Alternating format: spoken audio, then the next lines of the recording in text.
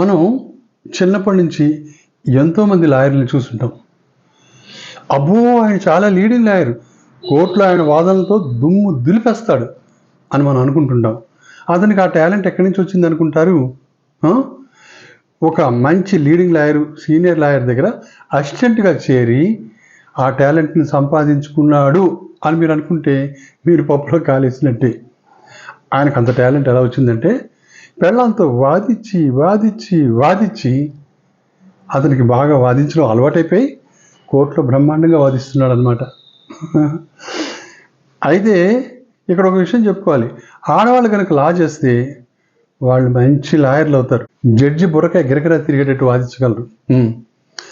సరే, అంతమంది మొగుళ్ళు లీడింగ్ లాయర్లు అవుతారా అంటే కారు.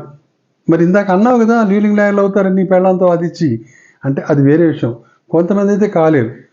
పెళ్ళైన కొత్తలు అయితే వాళ్ళు విరగబడి వాదిస్తారనమాట పెళ్ళంతో. మోర విరుచుకుని తెగ వాదిస్తారు. తర్వాత రాను రాను ఏమవుతుంది, వాళ్ళు నెమ్మదిగా వీక్ అయిపోతారు. వీక్ అయిపోయి సరెండర్ అయిపోతారు పెళ్ళాంకి. పెళ్ళం అలా వీక్ కాదు, ఆవిడ వాదించిన కొద్దీ చాలా స్ట్రాంగ్ అయిపోతూ ఉంటుంది అనమాట. అది అసలు రహస్యం. సరే, మొగుళ్ళు ఏంటంటే ఇంకా సరెండర్ అయిపోతారు, ఇంకా వాళ్ళ ఏం కాదు. మరి వేరే భర్తలు లీడింగ్ లాయర్లు ఎలా అవుతున్నారు అంటే, పూర్వజన్మలో వాళ్ళు ఎంతో పుణ్యం చేసుకుని ఉంటుంటారు, లేదా వాళ్ళ ఆవిడ పాపం చేసుకుని ఉంటుంది, అంతే. అలా కొద్దిమంది పెళ్ళంతో వాదించి వాదించి వాదించి బాగా ఎక్స్పీరియన్స్ సంపాదించి లీడింగ్ లాయర్లు అయిపోతారు అనమాట. అసలు వాదించడం అంటే కొట్లాడుకోవడం కాదండి, వాళ్ళిద్దరు దెబ్బలాడుకుని చావడం కాదు. ప్రతి చిన్న విషయంలోనూ వాదన వస్తుందన్నమాట. పెళ్ళం ఉంటుంది, కమల్ హాసన్ కండి 50 ఏళ్ళు ఉండొచ్చండి అంటుంది. మూడంటాడు, చచా నా చిన్నప్పటి నుంచి చూస్తున్నాను కమల్ హాసన్ హీరోగా చేయడం, వాడికి 60 ఏళ్ళు ఉంటాయి అని అంటాడు. కాదు 50 ఏళ్ళు ఉంటుంది, కాదు 60 ఏళ్ళు ఉంటుంది, అంతే. Argument start. ఇంకా వాదించుకుంటూనే ఉంటారు అనమాట.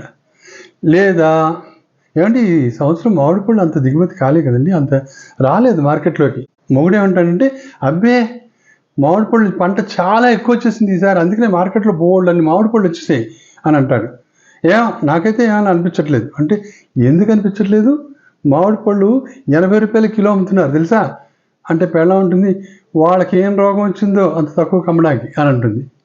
అంతే తప్ప తగ్గదు, వాళ్ళు అలా వాదించుకుంటూనే ఉంటారు.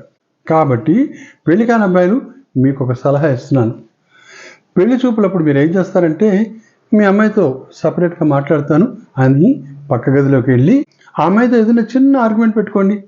అప్పుడు ఆవిడ ఎంత బాగా వాదిస్తుందో చూసి ఆ తర్వాత నిర్ణయం తీసుకోండి, ఆ అబ్బాయిని పెళ్లి చేసుకోవాలా వద్దా అని. సరేనా?